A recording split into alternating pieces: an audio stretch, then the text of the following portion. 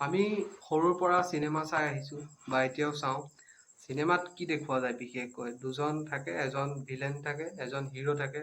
হিৰোজন সদায় ভাল, সৰুৰ পৰা ভাল, আৰু ভিলেনজন কি হয়? সদায় বেয়া, সৰুৰ পৰাই বেয়া। কিন্তু ৰিয়েল লাইফত তেনেকুৱা নহয়। ৰিয়েল লাইফত ভাল মানুহেও বেয়া কাম কৰে। এতিয়া যে আপুনি মোৰ ভিডিঅ'টো চাই আছে, আপোনাৰ ভিতৰতো এজন দানৱ আছে। হয়, মই আপোনাৰ কথাই কৈছোঁ। ফিলিপ জিম্বৰ্ডে নামৰ এজন চাইক'লজিষ্ট আছিল। তেওঁ কয় যে মানুহৰ ভিতৰত এটা দানৱ থাকে। সকলো ভাল মানুহে বেয়া কাম কৰিব পাৰে যদি সেই মানুহজনে ছিষ্টেম পায়, সুবিধা পায় আৰু শক্তি পায়। 1971 চনত এটা এক্সপেৰিমেণ্ট কৰা হৈছিল। এক্সপেৰিমেণ্টটো কৰিছিল আপোনাৰ ষ্টেনফৰ্ড ইউনিভাৰ্চিটিয়ে।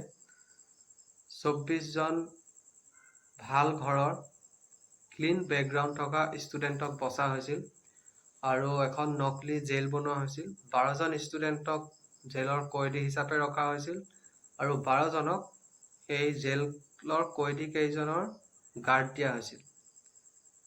আৰু যোন কেইজনক গাৰ্ড দিয়া হৈছিল তেওঁলোকক এটা ছিষ্টেম দিয়া হ'ল। এযোৰ ইউনিফৰ্ম, এডাল লাঠি, চশমা এনেকৈ দিয়া হ'ল। এক্সপেৰিমেণ্টটো আপোনাৰ 2 সপ্তাহ চলাই চোৱাৰ কথা আছিল, কিন্তু 6 দিনতে বন্ধ কৰিব লগা হ'ল। কিয়? মই কৈ আছোঁ।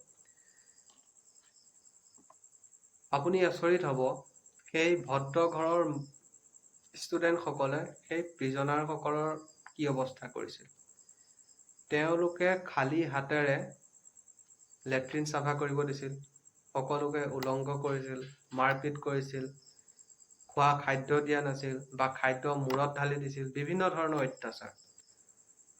6 দিনৰ ভিতৰত এক্সপেৰিমেণ্ট বন্ধ কৰিব লগা হ'ল, কাৰণ যোনসকলে কয়দী হৈছিল তেওঁলোক মানসিকভাৱে বহুত ভাগি পৰিছিল।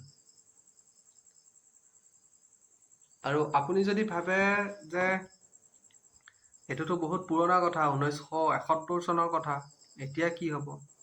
আচলতে তেনেকুৱা নহয়। মানুহৰ যোনটো মগজু সেইটো এতিয়াও তেনেকুৱাই।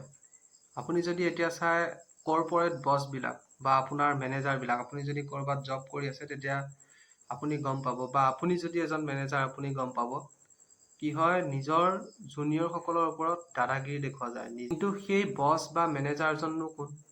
এসময়ত তেওঁ এমপ্লয় আছিল, তেওঁকো এতিয়া বছ বা মেনেজাৰৰ পষ্টটো দিয়া হৈছে, কিন্তু তেওঁ সেইবোৰ কামেই কৰিছে যোনবোৰ কাম তেওঁ বেয়া পাইছিল।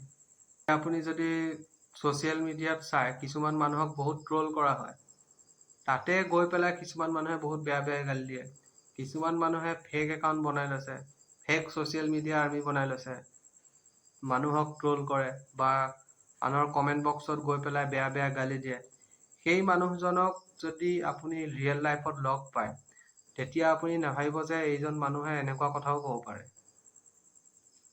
কাৰণ যেতিয়া মানুহে লুকাব সুবিধা পায়, এনেকুৱা সুবিধা পায় যে তেওঁক কোনেও দেখা নাপাব, তেতিয়া সেই মানুহজনৰ আচল ৰূপটো আহে।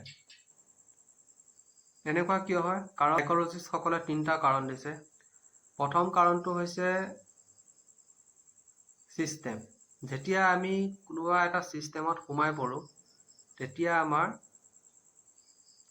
নিজৰ আইডেণ্টিটিটো হেৰাই যায়, নিজৰ পৰিচয় হেৰাই যায়। কাৰণ আমি ছিষ্টেম, আমাক ছিষ্টেমত ৰাখিছে, আমাক কিবা এটা কৰিবলৈ দিছে।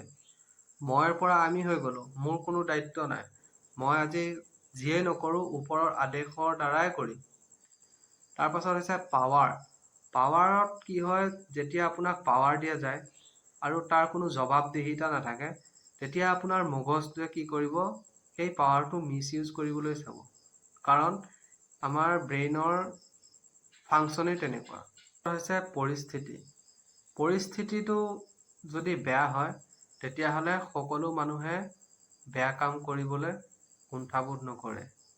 ইয়াৰ চলিউশ্যন কি? ইয়াৰ চলিউশ্যন এটাই যে আমাৰ যোনবোৰ প্ৰকৃতি, সেই প্ৰকৃতিবোৰৰ দ্বাৰা আমি যাব নালাগে। আমি নিজকে সুধিব পাৰিব লাগিব যে এই কামটো ভাল হ'ব নে বেয়া হ'ব। মোৰ লগতো যদি কোনোবাই কৰে মই ভাল পাম নে বেয়া পাম।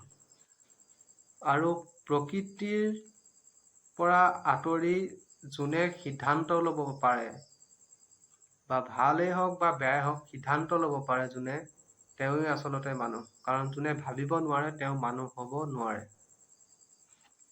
আৰু আজিৰ ভিডিঅ'টো ইমানেই। যদি আপুনি ভিডিঅ'টো চাই ভাল পালে তেনেহ'লে লাইক, কমেণ্ট, শ্বেয়াৰ আৰু ছাবস্ক্ৰাইব কৰিবলৈ নাপাহৰিব। অতি সোনকালে আন এটা ভিডিঅ'ত লগ পাম।